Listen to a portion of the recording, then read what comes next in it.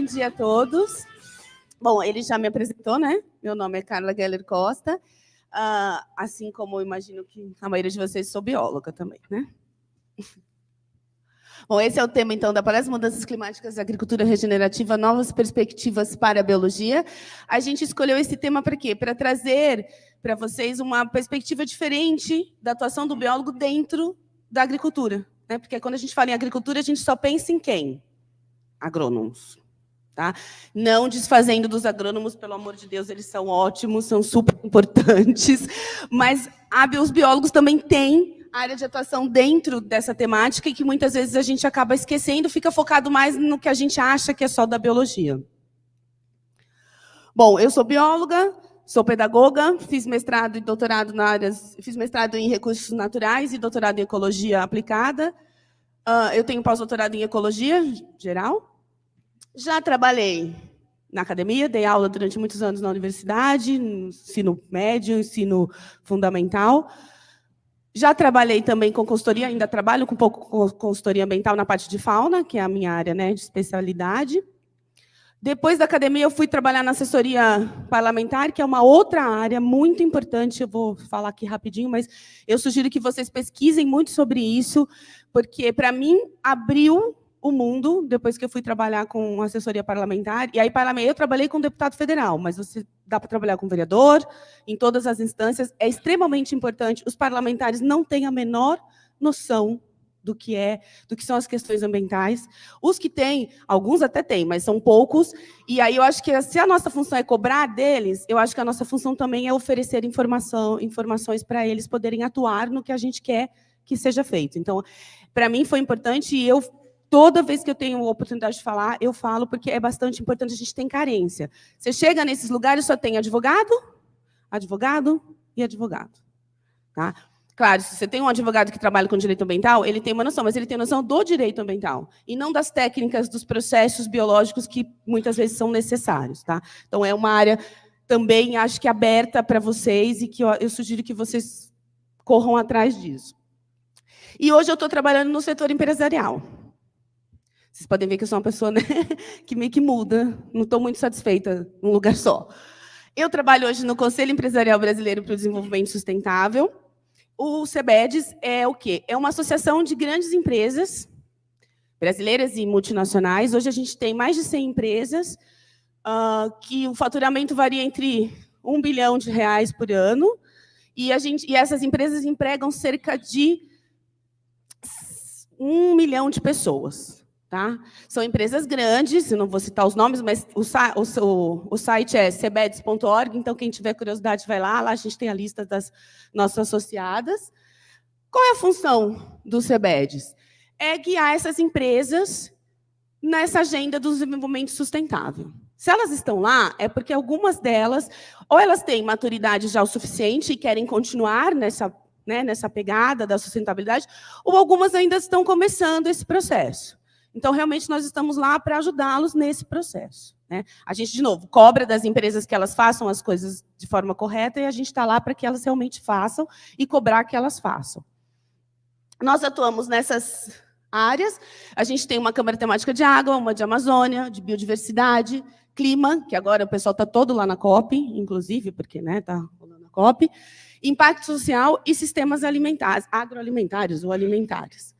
Tá? E aí que eu entro, eu coordeno essa Câmara Temática de Sistemas Agroalimentares. Quando eu entrei, muita gente disse, mas você é bióloga, né? O que você está fazendo, coordenando uma... Porque todo mundo esperava que fosse um agrônomo, tanto que na minha entrevista eu já falei de logo, falei, olha, eu sou biólogo, se vocês quiserem um agrônomo, a gente não vai nem continuar.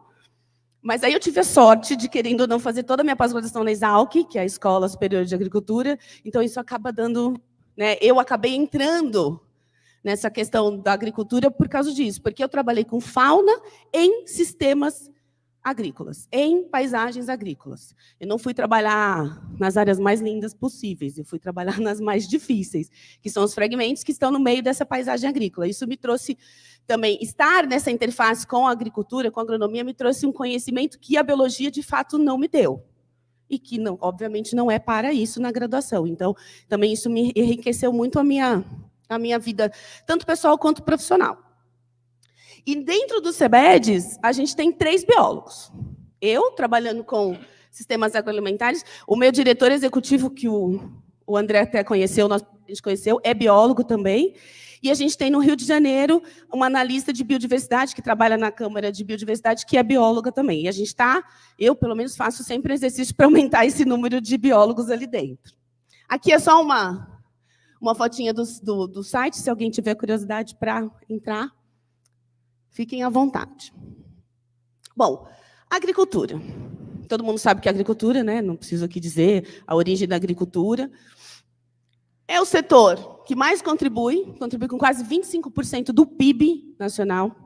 Né? A gente produz comida não só para o Brasil, mas para grande parte do mundo. A maior parte são commodities, eu sei, né? Então, feijão, arroz, milho, soja, algodão. Mas isso, de algum momento, vai virar comida para as pessoas. Emprega quase 30 milhões de pessoas, de forma direta ou indireta, então também é importante para o país. O Brasil é o quinto maior, só que nós somos o quinto maior emissor de gases de efeito estufa. E aí a gente fica, às vezes, em quinto, e sexto ou quarto, porque se você juntar a União Europeia, a gente fica em quarto. Se a gente dividir a União Europeia nos países, a gente muda um pouco essa classificação. Mas, de forma geral, nós somos o quinto maior. E onde está a nossa maior quantidade de emissões? Enquanto o mundo tem as suas emissões relacionadas à energia, né, ou ao combustível fóssil, a gente está relacionado com a agricultura e mudança do uso da terra. Essa mudança do uso da terra nem sempre está relacionada com a agricultura. Muitas vezes está relacionado com outros processos, mineração, expansão urbana, entre outras coisas, mas a agricultura é bastante importante.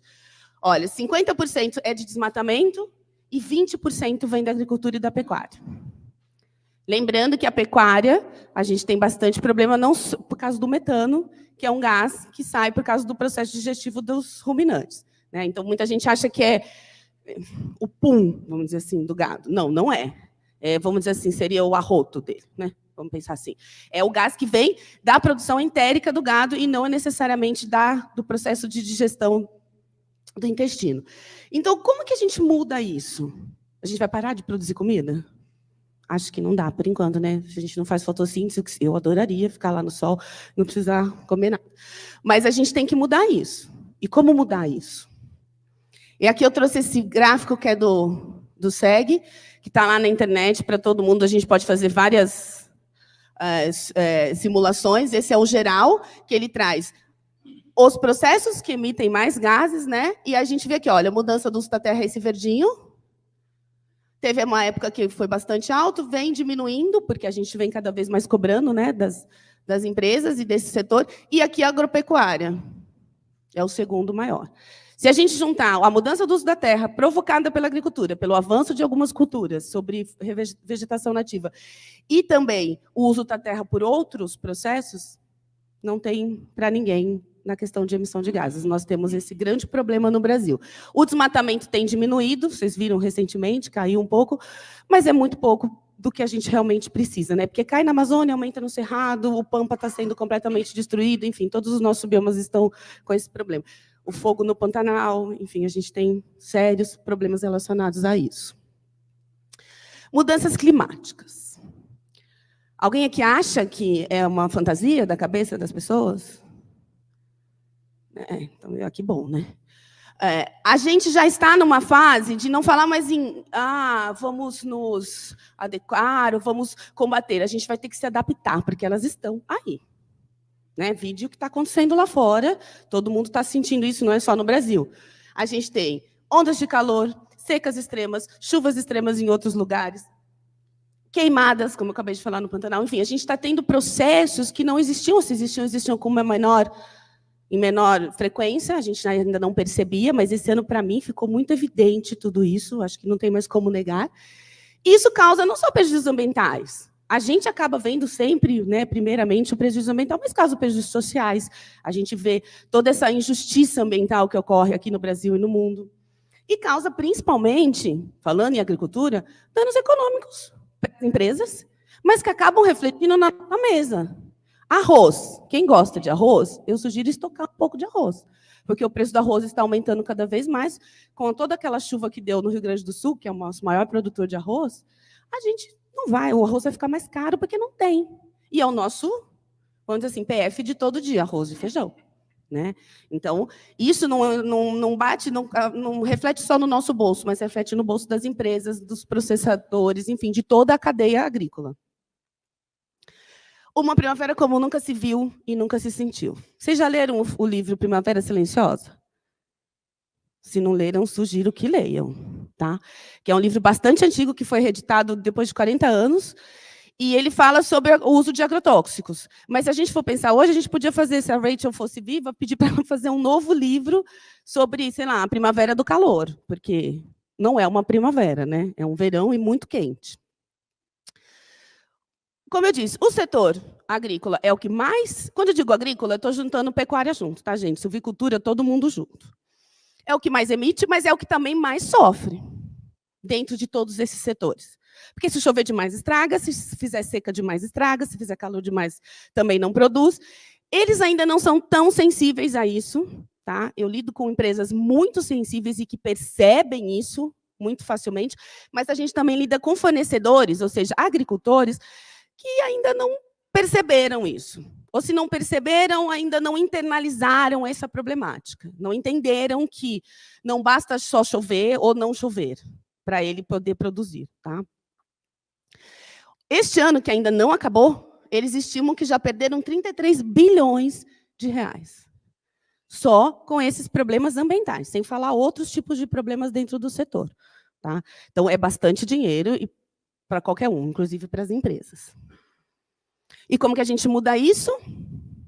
Uma das propostas, que não é minha, obviamente, né? Não sou eu que inventei isso, é a agricultura regenerativa. Antes se falava sobre agricultura conservacionista, tem o termo também de usando regenerativa. Porque a conservacionista tem bastante relação com a regenerativa, mas ainda tem umas diferenças. A sustentável, gente, a palavra sustentabilidade é que nem papel, aceita qualquer coisa. É um guarda-chuva muito grande que não dá para você tratar só como sustentável, agricultura sustentável. Então, a gente está usando esse termo regenerativa, que foi criada por esse autor, o Robert Rodale, em 83, ele cunhou, fez essa definição pela primeira vez, que, segundo ele, é o quê? Um sistema produtivo que adota princípios agrícolas que reabilitam todo o ecossistema. Então, a ideia principal qual é? Regenerar não só aquela área de produção, mas toda a paisagem produtiva.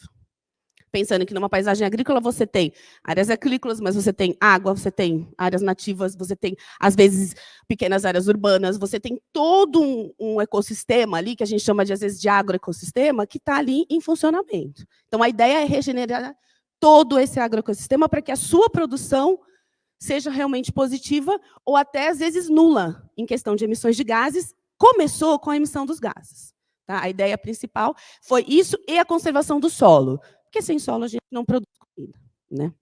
Mas aí, com o passar dos anos, isso foi aumentando e aí foi se inserindo outros critérios, biodiversidade, qualidade de recursos hídricos, o uso eficiente de agroquímicos, de agrotóxicos, fertilizantes. Hoje em dia, está aumentando cada vez mais o uso de bioprodutos, bioinsumos, biofertilizantes, bioinoculantes, o que é bastante positivo, não só para quem vai comer aquilo, mas também para o próprio ambiente.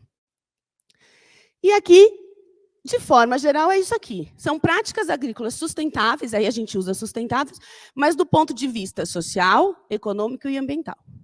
Tá? Não só ambiental ou não só econômico. E esquecer, muitas vezes, do social. Antigamente, a gente via mais uma questão de ambiental, na verdade, primeiro econômico, depois ambiental, e o social estava desaparecido. Então, a ideia, há alguns anos já, principalmente aqui no Brasil, é trazer esses 3 critérios importantes para que a gente possa realmente produzir alimento regenerativo, de qualidade e acessível a todos.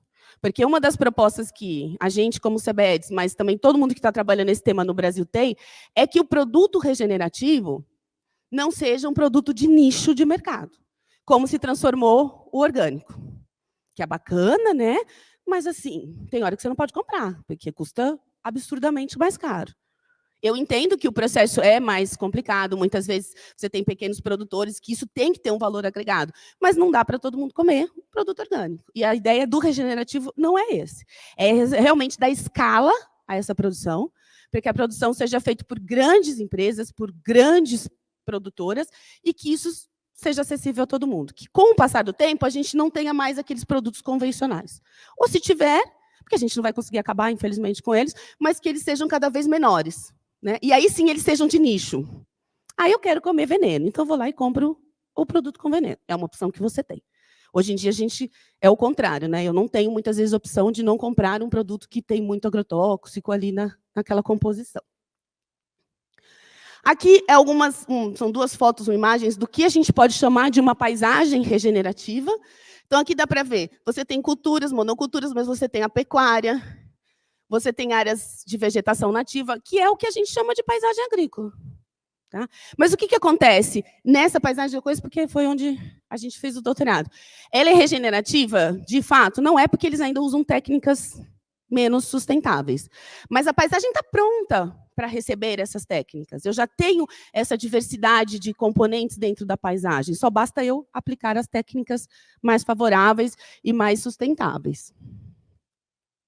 Aqui eu trouxe alguns exemplos do que eu chamo de técnicas, já que, né, a gente é biólogo, do que a gente chama de técnicas regenerativas. Então, plantio direto, que é você deixar a palhada no solo depois que você colhe. Então, você deixar o solo exposto é horroroso, porque você perde nutrientes, você perde água, você expõe aquele solo a várias intempéries, que não é positivo para o solo. Sistema de irrigação, você ter sistema de irrigação menos agressivo, ou que você possa fazer ele de forma sustentável, reutilizando a água do próprio sistema. Fixação biológica de nutrientes, de nitrogênio, isso para a gente é muito tranquilo. Recuperação de pastagens degradadas. O Brasil tem milhares e milhares de hectares de pastagens degradadas, gente. Que, se a gente quisesse, se o setor quiser, ele pode aumentar 50% da sua produção sem derrubar uma árvore sequer, sem abrir nenhuma área nova, só usando essas áreas de pastagens degradadas. Aqui em São Paulo, a gente tem inúmeros hectares de pastagem, porque o boi já não dá muito, né, valor, perdeu o valor, e aquela pastagem fica lá, perdendo solo, criando erosões, e a gente vai perdendo cada vez mais, não só o solo, mas biodiversidade, recursos hídricos.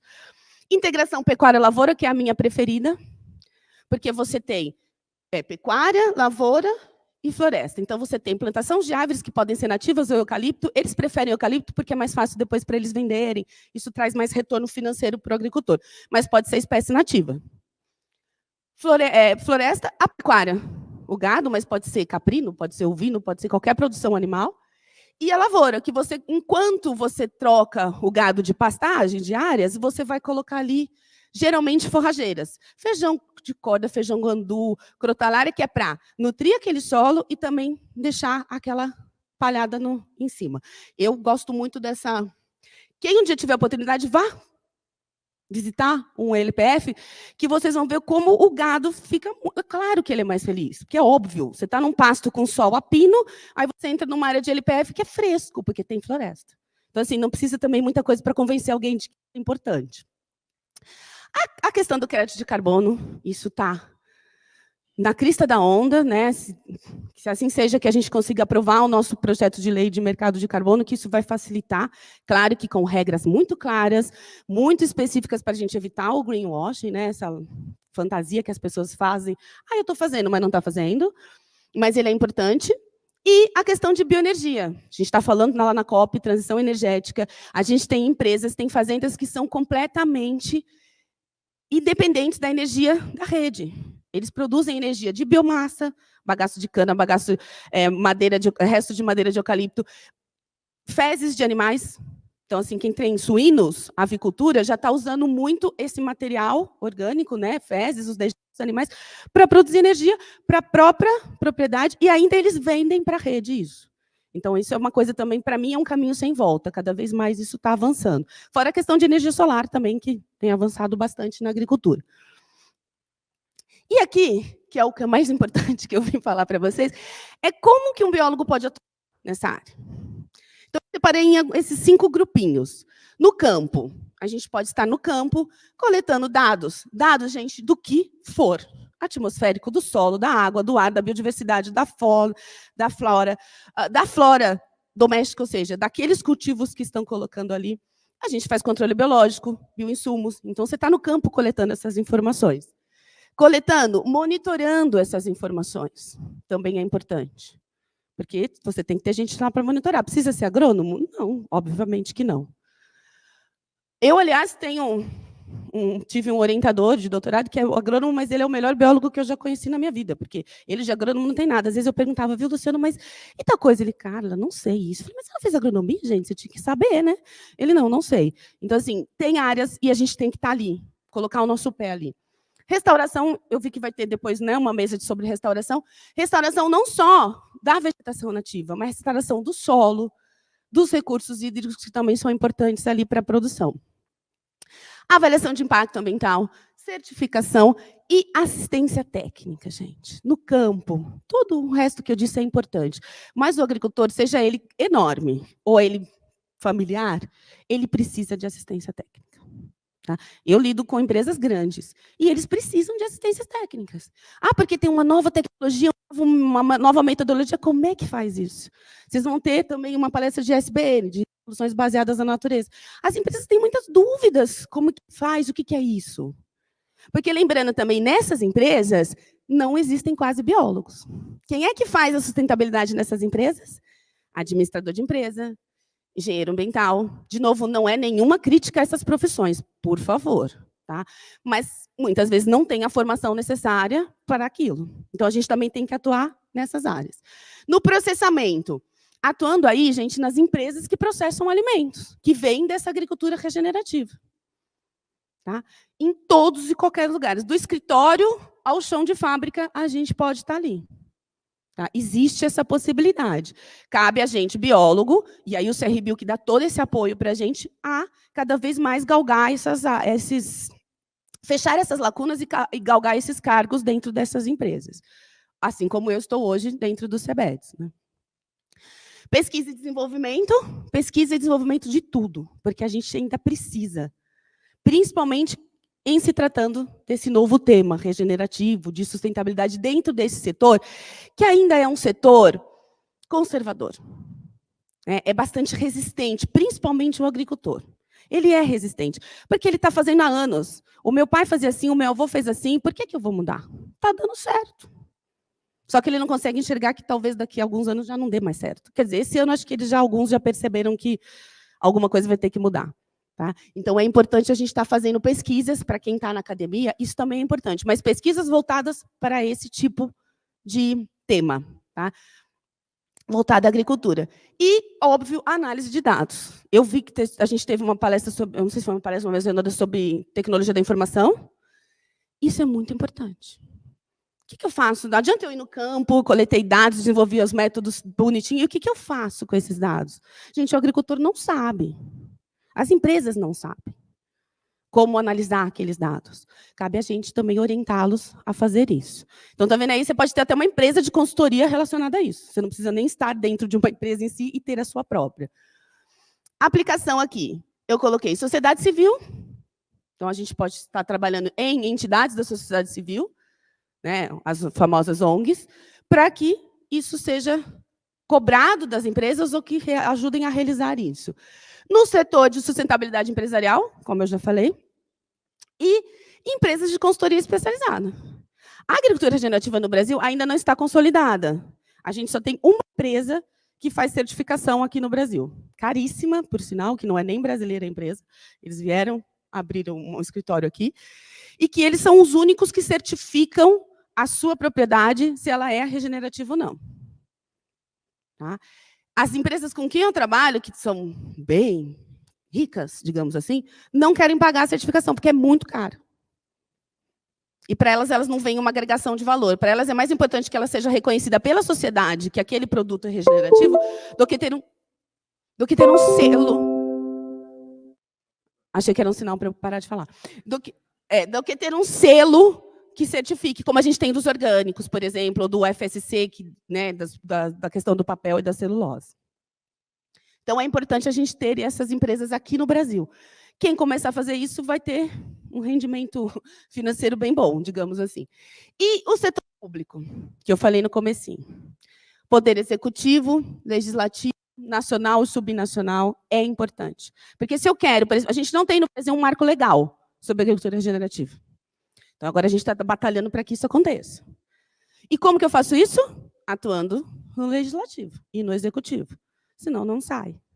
Não adianta eu querer implementar se eu não tenho instrumentos que dão àquele agricultor incentivos financeiros, incentivos fiscais, porque é assim que funciona. A gente tem o Plano Safra, que saiu esse ano, muito melhor do que foram os outros anos. Ele tem lá, realmente, categorias que ele vai beneficiar, vai premiar o produtor que já pratica, já utiliza práticas sustentáveis na sua propriedade. Ele vai ter mais descontos, ele vai ter um crédito maior. Então, a gente tem que aumentar esse tipo de instrumentos governamentais, principalmente federais, para que isso avance, porque senão não vai avançar. Autarquias que eu quero dizer aqui, Secretaria de Meio Ambiente, IBAMA, ICMBio, enfim, todas essas autarquias que existem, o próprio mapa, estar lá no mapa, nas ATERs, não é só para agrônomo, gente. Tem vaga para biólogo, tem concurso para biólogo nessas áreas. Então, é importante a gente estar lá também. E, obviamente, sem esquecer, tinha ontem uma pessoa aqui que falou da educação, que estava na educação. A educação. A educação é extremamente importante. Se a gente não educar as pessoas para tais assuntos, nada vai avançar. Né? Muita gente, a gente esquece da educação. É legal estar no campo e tal, mas eu preciso, junto com a assistência técnica, educar os nossos produtores. Fazer com que eles entendam e educar também o consumidor. Para o consumidor olhar para aquele produto e falar assim, eu quero aquele produto. Porque também não adianta eles produzirem e não ser consumido. Vai chegar 1, 2 anos, não me interessa mais, vou voltar para os venenos mesmo, porque estava mais fácil. Todo mundo comia sem reclamar. Tá? Então, isso também é importante, a questão da educação. Como o Fábio já me disse que eu só tenho mais 5 minutos, olha, eu sou boa de tempo. Esse aqui é o meu e-mail. Ele tem uma cortadinha aí, gente, desculpa, mas esse é meu e-mail, vocês podem me escrever quando quiserem. Enfim, estou à disposição. Muito obrigada ao pessoal do CRBio que me convidou para esse momento, porque eu acho importante a gente divulgar essa temática e trazer para vocês esse novo olhar. Porque eu sou bióloga há muitos anos, não vou nem falar sobre isso, mas assim, eu sei como é difícil a gente arrumar emprego, se encaixar, né, nesse mundo de trabalho. E é importante para mim trazer esse novo olhar, não só da agricultura regenerativa, mas, como eu falei, da questão do setor público, a gente se engajar no legislativo, principalmente. Porque se a gente quer que tenham leis boas para o meio ambiente, positivas, a gente tem que estar atuando lá e não deixar isso na mão de gente que não entende de meio ambiente. Tá? Eu posso abrir para alguma pergunta? Sim. Não. É? Sim. Posso? Temos 3 perguntas, por gentileza. Alguém primeiro? Os aplausos para a doutora. Doutora, por favor. Professor Rafael Arruda, UFMT Sinop, e, nossa, achei incrível. É muito legal a palestra. Eu tenho só alguns comentários para ajudar assim, a gente no possível debate. Sou do Mato Grosso, né? E de lá eu tenho uma boa notícia e uma má. Uma boa é que, por acaso, eu tropecei em uma ONG, em Sorriso, também é considerada a capital mundial da soja, e é uma ONG chamada, me fugiu, Cat Sorriso. E eles atuam com mais de 50 produtores rurais, grandes produtores rurais, que vêm modificando todo o seu comportamento de produção, pensando em produtos mais sustentáveis, para atingir mercados cada vez maiores, até porque a gente, como é um pouquinho assim dependente do mercado externo, né? Se a União Europeia fala, eu só vou aceitar produto sustentável, você não vende mais. Então, eles estão começando a aprender primeiro pela dor no bolso, para depois pensar, né, de maneira sustentável e de forma mais efetiva. Então, eu tropecei nessa ONG, e eles são incríveis, desenvolvem um trabalho já há uns 10 anos com produtores rurais na cidade, e agora vai rolar uma aproximação da UFMT com eles, para que a gente possa fazer monitoramento da biodiversidade em propriedades rurais que antes a gente não tinha nem a possibilidade de botar o pé. Tá vendo, gente? Mais uma área de trabalho para todo mundo. Fantástico. E a notícia ruim é que nós temos um deputado federal que ele quer tirar o Mato Grosso da Amazônia Legal. Então, isso é uma tristeza, e vai ao encontro exatamente, né, que você acabou de comentar. Se a gente pegasse hoje as terras que estão praticamente impraticáveis, né, por conta de degradação, e tentasse trabalhar nesse sentido, Mato Grosso não precisaria também derrubar mais nada, não precisaria entrar nessa prerrogativa de que vamos triplicar a produção desmatando a Amazônia. E aí, já antecipando isso, eu tenho uma supervisionada de pós-doc que a gente está fazendo modelagens para toda essa região ali norte do Mato Grosso, onde a gente vai falar assim, beleza, se esse projeto de lei emplaca, então nós já está quase prontas as modelagens para espécies de mamíferos e de plantas mais ameaçadas. Áreas com maior valor biológico, para falar, beleza, aqui você pode desmatar, aqui não. Aqui você pode, aqui não. Então, já antecipando um possível problema que a gente pode ter lá no estado também. Então, assim, e a Embrapa, né, vem arduamente lá trabalhando, né, na integração lavoura-pecuária, para ver se a gente consegue também minimizar toda essa prerrogativa de que, para que a gente possa ter uma agricultura cada vez mais forte, tem que desmatar, não investir em tecnologia, né? Então, acho que esse é um caminho interessante. Esse projeto de lei da Amazônia Legal me deu muita dor de cabeça, que eu trabalhei na Câmara Federal na última legislatura, então vocês podem ter uma ideia do que foi a minha vida naquela época, né? A sorte que o deputado com que eu trabalhava é hoje o presidente Obama, então, obviamente, que ele tinha uma noção muito melhor do que era a questão ambiental, mas este senhor, que a gente não precisa citar o nome, quem tiver curiosidade, leia o projeto de lei, não vou lembrar o número agora, mas se vocês colocarem lá, projeto de lei que tira Mato Grosso da Amazônia Legal, ele é tão sem fundamento, que cada vez... Aí, quando você lê uma coisa dessa, você fala, gente, cadê um biólogo para assessorar esse ser humano e dizer para ele, querido, isso não pode acontecer? Entendeu? E o argumento é tão fraco que não vale nem a discussão, entendeu? Mas, realmente, o Mato Grosso é um dos campeões de desmatamento. Mas, assim, eu tenho uma empresa que tem um fornecedor de soja lá, de soja orgânica e monocultura. Soja, como vocês veem em qualquer outro lugar, mas ela é orgânica. Então, assim, é possível? É possível. Basta a pessoa querer. E ter incentivos, claro, para isso. Tá? Obrigada, Rafael. Mais uma participação, por favor. Olá, bom dia. Me chamo Ana Carolina, sou da Unemate, lá de Cáceres, no Pantanal. Minha pergunta é voltada, mas é de extrema importância que o biólogo passe a atuar nessas áreas, né? Mas como que a gente tem que fazer isso? Porque as empresas, elas não olham para a gente, né? Elas meio que descartam a gente. E eu posso citar isso numa questão de setor público, né? Porque saiu o concurso da SEMA lá e tinham 15 vagas para engenheiro florestal, não sei tantas para agrônomo e uma vaga para biólogo. Então, como que a gente ocupa? É importante que a gente ocupe, mas como que a gente ocupa se nem às vezes os órgãos públicos têm olhado para a gente com caráter significativo, né? Obrigada. Com relação aos órgãos públicos, vocês têm o CRBio exatamente para isso. Eu faço parte da comissão da COFEP, Comissão de Fiscalização, isso. A gente recebe denúncias, por exemplo, você viu esse concurso? Escreve para o CRBio, aqui do 1 eu estou falando, mas para quem é de outro CRBio, obviamente, escreve e fala, olha, existe esse concurso tal que não tem vaga para biólogo, ou tem 10 vagas para agrônomo e engenharia ambiental e 1 para biólogo. Enfim, vocês devem fazer essa denúncia para a gente, porque aí a gente vai entrar em contato com esses órgãos e solicitar que eles mudem isso. E muitas das vezes, a Amanda está aqui, que também faz parte da COFEP, o João, muitas das vezes a gente consegue mudar isso. Eles refazem o edital e aumentam as vagas ou colocam um biólogo. Ou então coloca assim, biólogo ou engenheiro ambiental, biólogo ou áreas afins. Ou, entendeu? Para adequar isso. Nos órgãos públicos, isso é mais fácil desta forma. Nas empresas, a minha sugestão é claro que um aluno que acabou de fazer biologia e se formou, a empresa não vai querer, porque ele é praticamente um biólogo, se não for uma coisa específica da biologia.